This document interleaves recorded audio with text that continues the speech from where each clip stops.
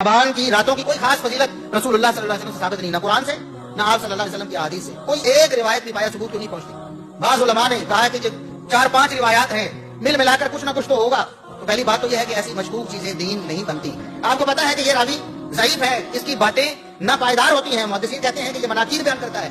खुद जो इसने अपनी किताब में लिखा है अवाइल उम्र में, जब इसका हाफजा दुरुस्त था, वो और है और बाद में बयान और कर रहा है, और फिर उम्र ज्यादा होने की वजह से हाफजे में तगय्युर, ये फितरी बात है। और फिर मुहद्दिसीन ने बता भी दिया कि इसने फुला रिवायत बयान करने में गलती कर दी है, असल में बात यूं थी, इसने यूं बयान कर दी। इसका हाफजा काबिल एतमाद नहीं है। अब ऐसे लोगों की बातें रसूलुल्लाह सल्लल्लाहु अलैहि वसल्लम की तरफ मंसूब करके उनको दीन और शरीयत बना लेना, ये कैसे गवारा हो सकता है। कुरान ने तो यहाँ तक कहा है कि आपका कोई दुनियावी मामला है तो गवाह बनाओ, 2 गवाह होने चाहिए। और अगर 2 मर्द नहीं है, एक मर्द है तो साथ में 2 औरतें ऐड करें। इम्तियाज क्या है कि एक मर्द नहीं है अगर आपके पास, तो 2 औरतों को गवाह बनाए। अगर एक भूल जाए तो दूसरी याद करवा दे कि मामला यूं हुआ।